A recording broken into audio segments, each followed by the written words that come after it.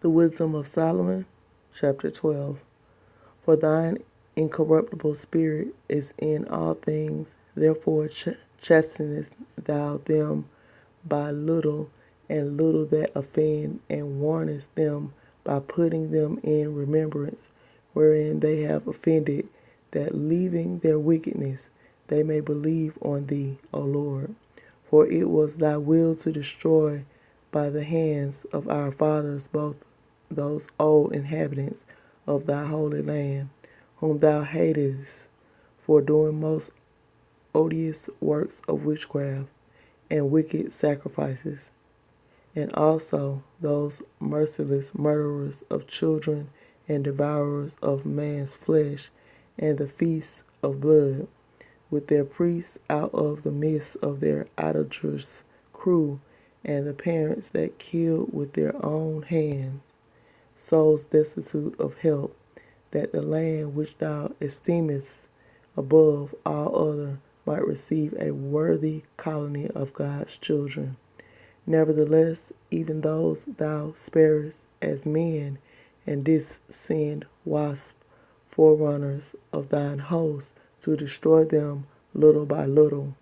Not that thou wast unable to bring the ungodly under the hand of the righteous in battle, or to destroy them at once with cruel beasts, or with one rough word, but executing thy judgments upon them by little and little. Thou gavest them a place of repentance, not being ignorant that they were a naughty generation, and that their malice was bred in them, and that their cogitation would never be changed.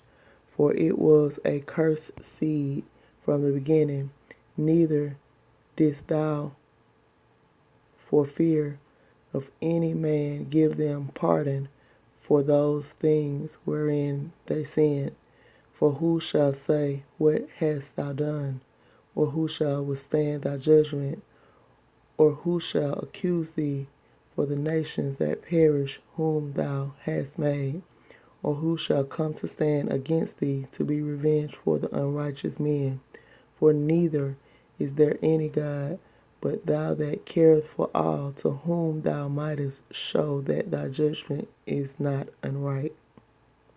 Neither shall king or tyrant be able to set his face against thee, for any whom thou hast punished. For so much then as thou art righteous thyself, thou orderest all things righteously, thinking it not agreeable with thy power to condemn him that hath not deserved to be punished. For thy power is the beginning of righteousness, and because thou art the Lord of it all, it maketh thee to be gracious unto all. For when men will not believe that thou art of a full power, thou shewest thy strength, and among them that know it, thou makest their boldness manifest. But thou, mastering thy power, judgest with equity, and orderest us with great favor, for thou mayest use power when thou wilt. But by such works hast thou taught thy people that the just man should be merciful, and hast made thy children to be of a good hope, that thou givest repentance for sins. For if thou didst punish the enemies of thy children, and the condemned to death, with such deliberation, giving them time and place whereby they might be delivered from their malice, with how great circumspection didst thou judge thine own sons, unto whose fathers thou hast sworn, and made covenants of good promises.